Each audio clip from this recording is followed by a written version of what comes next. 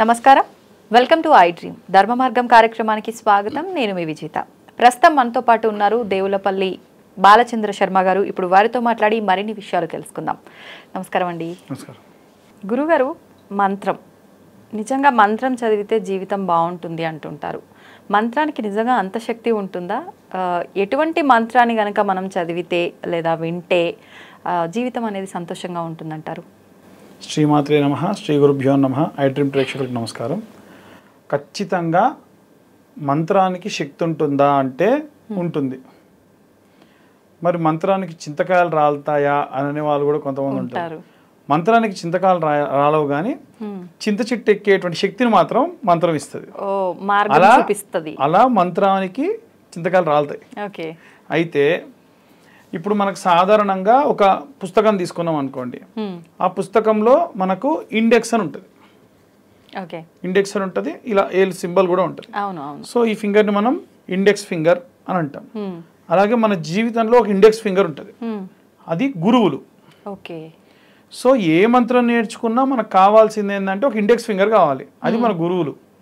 మంత్రోపదేశం తీసుకున్నాము అంటే గురుముఖంగా గురువు చెబుతుండగా ఏదైనా మంచి పుణ్య సమయంలో, మంచి పుణ్య తిథి రోజున గురువుల నోటి వెంట అది విని దాన్ని మరొకసారి చదివి వినిపించి తప్పులుంటే సరిచేయించుకొని మళ్ళీ చదవాలి.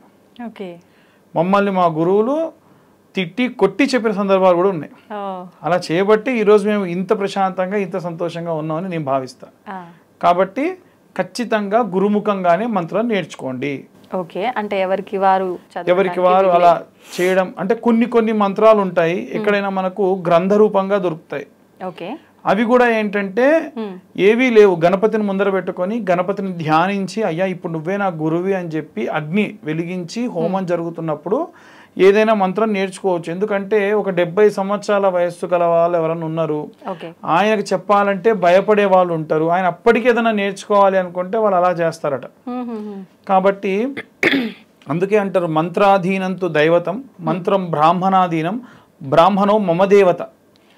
ఒక మంత్రము నేర్చుకున్న బ్రాహ్మడు మధ్యలో ఉండి అమ్మ మీ ప్రాబ్లం ఏంటి, మీరు ఎందుకు ఈరోజు హోమం చేస్తున్నారు, మీరు ఎందుకు ఈ ఇల్లు కట్టుకొని ఎందుకు ఈ హోమం చేస్తున్నారు, మీరు ఎందుకు ఈ శాంతి చేస్తున్నారు అని చెప్పి సంకల్పము అనేటువంటి సంకల్పంతో మంత్రోచ్చారణ చేసి చేస్తారు.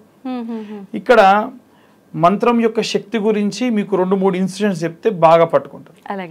ఇప్పుడు మనకి పూజ జరిగేటప్పుడు కలశారాధన అని చేస్తారండి. ఇలా చేయి పెట్టండి అమ్మా కలశం మీద అని చేయి పెట్టిన తర్వాతకి కలశస్య ముఖే విష్ణు కంఠే రుద్ర సమాశ్రిత గంగే చమునే చేవ అంటే దీంట్లో గంగా దేవి రావాలి, యమునా దేవి రావాలి, సరస్వతీ దేవి అంటే అన్ని నదీ దేవతలందరినీ ఆవాహనం చేస్తారు. మరి నిజంగా వస్తాయా? వస్తాయి. ఎప్పుడు అంటే మనం శ్రద్ధగా, ఇప్పుడు ఎవరన్నా మనకు ఒక మంత్రోపదేశం చేసుకున్నారు, ఒక మంత్రోపదేశం తీసుకున్నారు, ఏం చేయాలి అంటే శ్రద్ధగా కూర్చొని ఆ మంత్రాన్ని పఠించాలి. ఆ మంత్రాన్ని జపం చేయడం అలవాటు చేసుకోవాలి. భృగుటి ముడివేసి మీరు ఏ దేవీ దేవతకు చేస్తే, ఉదాహరణకు గం గణపతయే నమః అనేటువంటి సాధారణమైనటువంటి మంత్రం శక్తివంతమైన మంత్రం ఉంది. దానికి ఏం చేయాలి అని అంటే మంచిగా పద్మాసనం వేసుకొని బాస్పెట్లు వేసుకొని కూర్చొని ఇలా కూర్చొని ప్రశాంతంగా ఉన్నటువంటి వాతావరణంలో ఎవ్వరూ డిస్టర్బెన్స్ చేయకుండా ఉన్న సమయంలో ఆ మంత్రాన్ని విపరీతంగా చదవడం నేర్చుకోండి. అప్పుడు ఆ మనిషికి అంటే కాన్సన్ట్రేషన్ ఎప్పుడైతే మంత్రం మీద పెట్టి ఓంకారం చదివిన, అలాగే అష్టాక్షరి ఓం నమో నారాయణాయ నమః లేదా పంచాక్షరైన ఓం నమ శివాయ, ఈ మంత్రాలు కూడా గురుముఖంగానే నేర్చుకోవాలి. లేదా ఎవరన్నా అయ్యగారితోనే అయ్యా నాకు ఈ మంత్రం చెప్పండి, ఓం నమ శివాయ మంత్రం చెప్పండి. ఇప్పుడు పంచాక్షరి మంత్రం ఆడవాళ్ళు చెప్పడానికి వీల్లేదా? ఎవ్వరైనా చదవచ్చు. కొంతమంది అంటుంటారు గాయత్రి మంత్రం, బీజాక్షరాలు మటుకు ఆడవాళ్ళు చదవకూడదు. అది కూడా ఎందుకు అంటే కొన్ని సందర్భాల్లో కొంతమంది ఋషులు వాళ్ళ జీవితంలో ఆడవాళ్లకు మంత్రోపదేశం చేసినప్పుడు కొన్ని బీజాక్షరాలు ఓం హ్రీం క్లీం శ్రీం అనేటువంటి మంత్రాలు ఉంటాయి కదా, ఇలాంటి మంత్రాలు చదివినప్పుడు వారు రసజ్వలగా కూర్చొని ఉన్నప్పుడు రక్తస్రావం అధికమైపోయి నాడు లోపల నుంచి వాళ్ళు మంత్రం చదివినప్పుడు వాళ్ళ లోపలికి రోగములు ఎక్కువ వచ్చేసినాయి. ఇది ఆల్రెడీ ప్రయోగపూర్వకముగా నిర్ధారణ అయింది కాబట్టే ఆడవాళ్ళు 5 రోజుల పాటు ప్రశాంతంగా పక్కకు కూర్చోండి.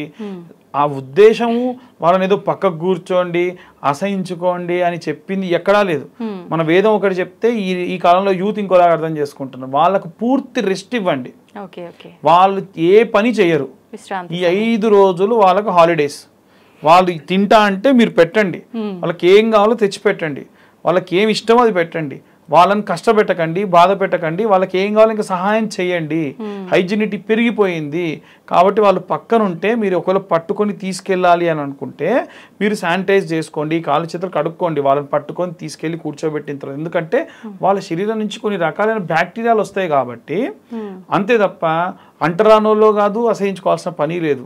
అసలు ఆ సిస్టమ్ అనేది లేకుంటే తల్లే కాదు పిల్లలే పుట్టరు, నువ్వు నేనే రావు అందులో నుంచి. కాబట్టి ఈ మంత్రోపదేశం ఆడవాళ్ళకు ఈ సెక్టార్స్లో మాత్రమే చెప్పకూడదు అని చెప్పారు. ఈ మంత్రం చదివితే ఏమవుతుందండి అని అంటే ఆరా పెరుగుతుంది. మనకు సాధారణంగా ఒక మనిషిని చూసామనుకోండి, ఒక మంచి గురుత్వ భావము మంచి స్వభావం వస్తే లేచి నిల్చుంటాం. అవును, నమస్కారం గురువు గారు, నమస్కారం అని చెప్తాం. ఆయన అసలు ఎవరో ఎవరికి తెలియదు, మనం వెంటనే లేచి నిలబడుతున్నాం. ఎందుకు అని అంటే మన లోపల ఉన్నటువంటి హరిషడ్ వర్గములన్నీ కూడా వాటంతటవి లేచేటువంటి శక్తి ఆయన శరీరం మీద ఉన్న ఆరా క్రియేట్ చేసింది. కాబట్టి పెద్ద పెద్ద సెలబ్రిటీస్ అంతెందుకండి, మొన్న పవన్ కళ్యాణ్ గారు ఆయన విపరీతమైన వారాహి అమ్మవారికి సంబంధించిన ఉపాసన చేసేవాళ్ళు. దాన్ని ఎందుకు అలా చేస్తారనంటే తిట్టే వాళ్ళు తిడుతూ ఉంటారు, పొగిడే వాళ్ళు పొగుడుతూ ఉంటారు. ఆయన శరీరం మీద ఉన్నటువంటి ఆరా కానీ ఆయన శరీరం మీద ఉన్నటువంటి ఆ అమ్మవారి శక్తి అనేటువంటిది కోల్పోకుండా ఉండాలంటే జపం చేయాలి. కాబట్టి మంచి గురువుల్ని చూసుకొని మంత్రోపదేశం తీసుకొని జపం చేయడం ప్రారంభించారు. మనం ఇలాంటివి అలవాటు చేసుకోవాలి. వాళ్ళ సినిమాలు వచ్చినప్పుడు పాలాభిషేకాలు చేయడం కంటే మనం ఏం చేయాలి, వాళ్ళు ఏం చేశారు, వాళ్ళు ప్యాంటు మీద ప్యాంట్ వేస్తే వేసుకోవాల్సిన అవసరం లేదు. వాళ్ళు అమ్మవారిని ఆరాధించారు, మీరు అమ్మవారిని ఆరాధించండి. వారు అన్నదానాలు చేస్తున్నారు, ఏదైనా ఈ మధ్యకాలంలో వరదలు వస్తే కోట్ల కోట్ల డబ్బులు దానం చేస్తున్నారు. కాబట్టి వాళ్ళు ప్రకృతిలో ఉన్న ప్రతిదీ దేవీ దేవతలుగా భావించి పూజను ఈ విధంగా చేస్తున్నారు. మనము అలా చేయాలి, మంత్రోపదేశం ఇలా చేసుకోవాలి. చిన్న కథ చెప్తే మీకు అర్థం అవుతుంది. మంత్రోపదేశాన్ని మనల్ని భిన్నం చేసే వాళ్ళు కూడా సిద్ధంగా ఉంటారు అనమాట. ఒకసారి ఒక మేకలు కాసేటువంటి అబ్బాయి అతను నడుచుకుంటూ వెళ్తుంటే అతనికి ఒక చిన్న తాళపత్ర పేపర్ కనిపించింది, తాళపత్రం కనిపించింది, ఒక ఆకు. దానిపైన ఒక మంత్రం అనేటువంటిది ఉంది. ఆ మంత్రము 80% 85% ఉంది, ఆఖరి భాగము కట్ అయిపోయింది. కాబట్టి ఇప్పుడు ఏం చేయాలి, ఆయన ఏం చేశారు, సరే అని చెప్పేసి ఆ మంత్రాన్ని అయితే చదివాడు. అఘోరేభ్యో తఘోరేభ్యో ఘోర ఘోరతరేభ్య అంతవరకే ఉంది, తర్వాత లేదు. తర్వాతకి ఏముంటుందంటే సర్వేభ్యో సర్వసర్వేభ్యో శ్రీ మహార్ధరూపేభ్యో నమః. ఈయన మాత్రం అఘోరేభ్యో తఘోరేభ్యో ఘోర ఘోర తరేభ్య సర్వేభ్యో అంతవరకు ఉంది, ఆపేశాడు. ఇదే మంత్రాన్ని చదువుతానే ఉన్నాడు. ఇతని గొర్రెలు పోయినాయి. ఆ గొర్రెలు పోయిన ఇంట్లో వాళ్ళు వచ్చి తిడుతున్నారు, అరే ఏమిట్రా రావా అని అడుగుతున్నారు. ఆకలి లేదు, దప్పులు లేదు, పగలు లేదు, రాత్రి లేదు. కొన్ని రోజులు కొన్ని పూటలు గడిచిపోయినాయి, కొన్ని నెలలు గడిచిపోయినాయి. అతనికి విపరీతంగా గడ్డం పెరిగింది, విపరీతమైనటువంటివన్నీ జరిగినాయి. ఆయన కళ్ళు తెరిచే సమయానికి ఒక ఇన్సిడెంట్ జరిగింది. ఒక పాము వచ్చి ఒక పిల్లవాడిని కాటేసి గిలగిలా కొట్టుకుంటుంటే వాళ్ళ తల్లిదండ్రులు వచ్చి ఏడుస్తుంటే ఇతను వచ్చి ఏ పాము అయితే వచ్చి కరిచిందో అదొచ్చి ఆ విషాన్ని తీయుగాక అని మంత్రం చెప్పాడు. ఆ పాము వచ్చింది, ఆ మంత్రంతో ఆ మంత్రం వినగానే వచ్చి ఆ విషయాన్ని అది మళ్ళీ తీసేసుకుని వెళ్ళిపోయిందంట. ఇప్పుడు అర్థం ఏంటంటే ఆ మంత్రానికి మొత్తం ఈయన చదివిన దానికి అర్థం ఏంటి, చదవకుండా స్వామివారిని స్మరించడం. ఆయన అఘోర రూపిగా ఉంటాడు. అఘోరేభ్యో తఘోరేభ్యో ఘోర ఘోరతరేభ్య సర్వేభ్యో సర్వసర్వేభ్యో సర్వము వ్యాపించి ఉంటాడు. ఆయన రావాలనుకుంటే ఎలా అయినా వస్తాడు. రుద్రంలో కూడా ఉంటది, నేను ఈ రూపంలో ఆ రూపంలో అని కాదు, నేను చోరుడి రూపంలో కూడా వస్తాను. అదే విష్ణు సహస్రనామాల్లో కూడా ఉంటది, ఇందుకలడు అందు లేదని సందేహం వలదు చక్రి ఎందెందు వెతికిన అందందే ఉండే, అదే అక్కడ ఉంది, ఏమీ లేదు. కానీ ఇతను చేసినటువంటి ఆ జప శక్తి ఏదైతే ఉందో అతని వాక్కుకి అంత శక్తి ఇచ్చింది. అయిపోయింది. ఇతనికి అందరూ చిన్న ఇక ఏమవుతుందండి, మిరాకిల్స్ జరిగితే గుడిసెలు కట్టేశారు, డేరాలు కట్టేశారు, ఆశ్రమాలు పెట్టేశారు, జనాలంతా వస్తున్నారు. అంతకు మునుపు ఈ పిల్లవాడు కూర్చున్నప్పుడు ఒక జపం చేసుకునేటువంటి ఋషి చూసి వెళ్ళాడు. తీరా వస్తే ఇతనికి అన్ని పెద్ద పెద్ద గుడారాలు కట్టేసి పెద్ద పెద్ద ధ్యానాలు చేస్తున్నాడు. వచ్చినోడు పాపం నిస్వార్థంగా సేవ చేస్తున్నాడు పాపం ఇతను.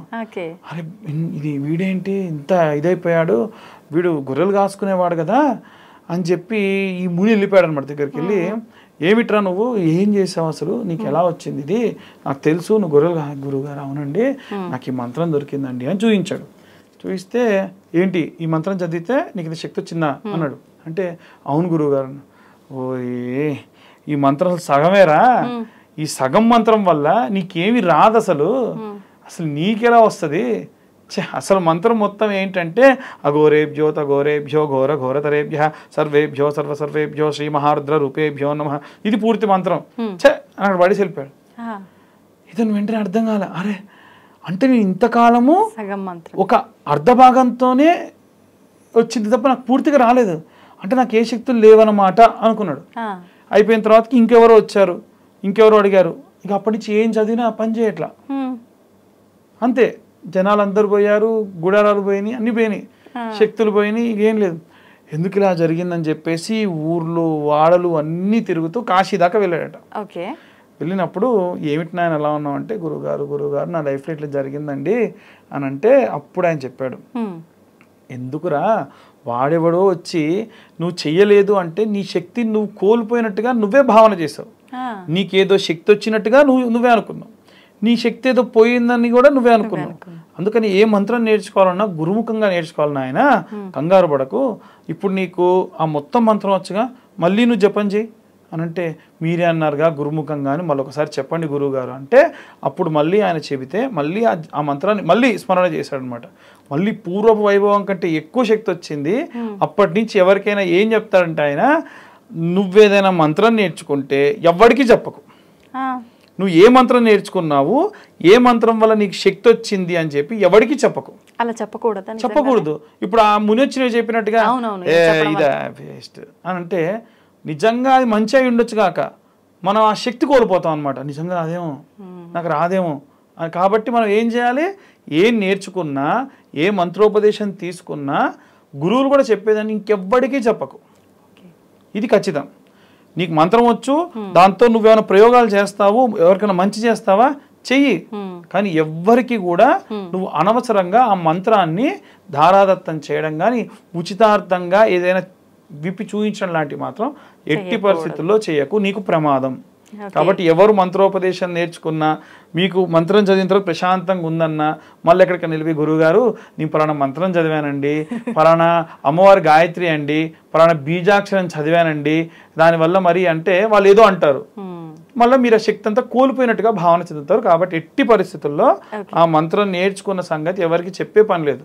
మీ జపం మీరు చేసుకోండి, మీ ప్రశాంతతలో మీ ఆధ్యాత్మికతలో మీరు ఉండండి. అంతే. నిజంగా మీరు చెప్పినట్టు స్టోరీ విన్న తర్వాత మంచి క్లారిటీ వచ్చిందండి. థ్యాంక్ యూ అండి, చక్కగా వివరించారు. ధన్యవాదాలు.